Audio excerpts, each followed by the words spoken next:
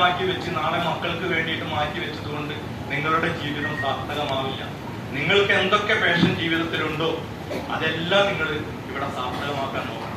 അങ്ങനെയാണ് കോളേജിൽ ഇരിക്കാത്ത കാലത്ത് രാഷ്ട്രീയം തലയ്ക്ക് പിടിച്ചപ്പോൾ എനിക്ക് സത്യം പറഞ്ഞാൽ ബിടെക് കാലത്ത് മര്യാദയ്ക്ക് പഠിക്കാൻ തന്നെ പറ്റിയിരുന്നില്ല. രാഷ്ട്രീയമായിരുന്നു എല്ലാം. പിന്നീടാണ് എനിക്ക് പഠിക്കണം എന്നുള്ള ചിന്ത മനസ്സിൽ വന്നത്. അങ്ങനെ ഞാൻ എന്തു ചെയ്തു? എനിക്കൊരു ആഗ്രഹമായിരുന്നു ഡോക്ടർ ആവണം, എഞ്ചിനീയർ ആവണം, അഡ്വക്കേറ്റ് ആവണം. ശരിക്കുള്ള ഡോക്ടർ ആവാൻ പറ്റിയില്ലെങ്കിലും ഞാൻ PhD എടുത്ത് ഡോക്ടറേറ്റ് കിട്ടിയ ഡോക്ടറായി. എഞ്ചിനീയറിംഗ് ആണെങ്കിലും M.Tech-ഉം B.Tech-ഉം എടുത്തു, MBA എടുത്തു, LLB എടുത്തു. അങ്ങനെ എന്തൊക്കെ നമ്മുടെ മനസ്സിൽ ആഗ്രഹമുണ്ടോ അതെല്ലാം നേടി. ഈ 56-ാം വയസ്സിൽ ഞാൻ വിമാനവുമായിട്ട് ആകാശത്തേക്ക് കുതിക്കുമ്പോൾ അതും എന്റെ കുട്ടിക്കാലത്ത് ഒരു ചെറിയൊരു മോഹമായിരുന്നു. ഇപ്പോഴും ഞാൻ വിമാനം പറത്തിക്കൊണ്ടിരിക്കുകയാണ്. ഞാൻ ഒഴിവ് സമയങ്ങളിൽ പോയിട്ട് വിമാനം പറത്തുന്നു. എന്റെ കുട്ടിക്കാലത്ത് ആഗ്രഹമായിരുന്നു. അപ്പൊ ഞാൻ പറയുന്നത് എന്താണെന്ന് വെച്ചാൽ മക്കൾക്ക് വേണ്ടി നമ്മൾ ഉണ്ടാക്കണം. പക്ഷെ അതിന്റെ ഒപ്പം തന്നെ നമ്മൾക്ക് വേണ്ടി നമ്മൾ ജീവിക്കണം. നമ്മൾക്ക് വേണ്ടി നമ്മൾ ജീവിച്ചില്ലെങ്കിൽ അവസാനം പട്ടണയിലേക്ക് പോകുമ്പോൾ നിങ്ങൾക്ക് തിരിഞ്ഞു നോക്കുമ്പോൾ ഒന്നും ഉണ്ടാവില്ല. അത് മാത്രമേ എനിക്ക് പറയാനുള്ളൂ. പിന്നെ ഈ ചിത്രം ശരിക്കും പറഞ്ഞാൽ ഞാൻ സംവിധാനം ചെയ്ത രണ്ടാമത്തെ ചിത്രമാണിത്. ആദ്യത്തെ ചിത്രം എന്ന് പറയുന്നത് നോബഡിയാണ്. ലെന, രാഹുൽ മാധവ്, സുരേഷ് കൃഷ്ണ, ഇർഷാദ് അലിക്ക തുടങ്ങിയവർ അഭിനയിച്ചിട്ടുള്ള നോബഡി എന്ന ചിത്രം അത് ഓൾറെഡി എല്ലാം കഴിഞ്ഞിരിക്കുകയാണ്.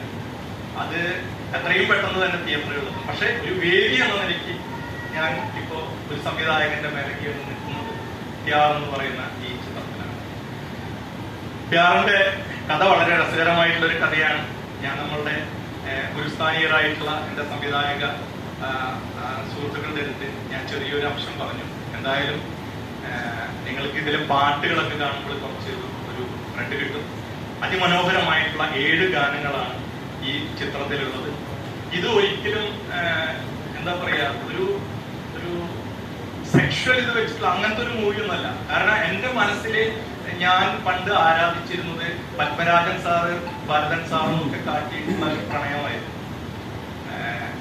അങ്ങനത്തെ ഒരു പ്രണയം, അങ്ങനത്തെ തീക്ഷ്ണമായിട്ടുള്ള ഒരു പ്രണയം എങ്ങനെ മനോഹരമായിട്ട് സ്ക്രീനിൽ കൊണ്ടുവരാം എന്നുള്ളതാണ് ഞാനൊന്ന് ശ്രദ്ധിച്ചിരുന്നത്. അതിന് എന്നോടൊപ്പം വളരെയധികം സഹകരിച്ചവരാണ് കെതകി നാരായൺ ആൻഡ് അമിക ഷെയ്ഖ് എന്ന് പറയുന്ന 2 കെതകി ഇവിടെ എത്തിയിട്ടുണ്ട്.